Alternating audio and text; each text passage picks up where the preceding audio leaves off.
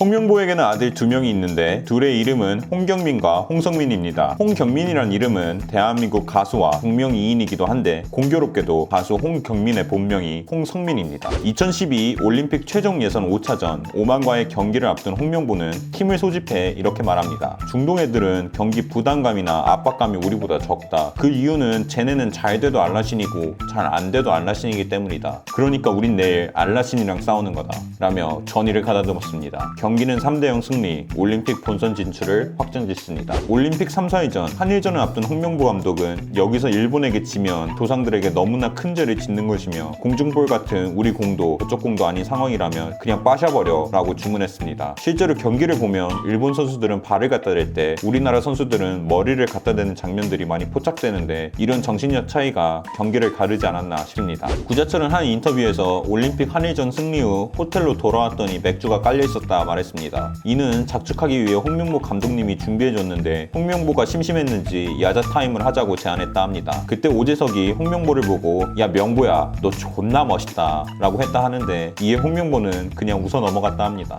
2008년 첫 예능에 나온 홍명보는 언론에 아내를 공개하지 않은 이유는 남에게 보여주기 너무 이뻐서라 말했습니다. 1994년 월드컵 준비 중 LA에 거주 중이던 지인의 소개로 그녀를 미국에서 처음 만났는데 첫눈에 반했다 합니다. 2012년에 가장 돌아가고 싶은 순간을 묻자 홍명보는 1994년 월드컵 끝난 직후라 말했습니다. 1994 월드컵 2골 1도움으로 골 넣는 수비수가 된 홍명보는 바르셀로나를 포함해 각 명문 유럽 구단에서 오퍼를 받았지만 당시 변방 아시아 선수에게 많은 이적료를 지급하길 꺼려 이적이 성사되지 못한 것이 제일 아쉽다라고 말했습니다. 1997년 홍명보는 J리그 벨마레 히라츠카로 이적하게 됩니다. 이적료는 11억이었는데 이는 당시 K리그 최다 이적료였습니다. 홍명보가 제일 중요시하는 것은 바로 약속입니다. 그가 성인 무대를 누빌 때는 182cm였지만 중학교 시절에는 160도 안 되는 키를 가지고 있었습니다. 이에 주변 사람들은 축구를 그만두는 것이 어떻겠냐라는 권유를 많이 들었지만 그때마다 끝까지 해보겠다는 자신과의 약속을 지키기 위해 포기하지 않고 더 열심히 공을 찼다 하며 결국 오늘날 우리가 아는 홍명보가 되었습니다. 1993년 10월 카타르 최종 예선에서 미우라 카츠요시에게 선제골을 맞아 일본에게 1대0으로 패배하는데 이에 홍명보는 한 번이라도 더 한일전에서 지게 되면 축구화를 벗겠다고 자신과 약속했다 합니다. 그 뒤 선수 홍명보는 단 한 번도 한일전에서 패한 적이 없습니다. 과묵한 성격을 보유한 홍명보는 평소 잘 웃지 않습니다. 하지만 2002 월드컵 8강전에서 승부차기를 성공하며 4강행을 확정지었을 때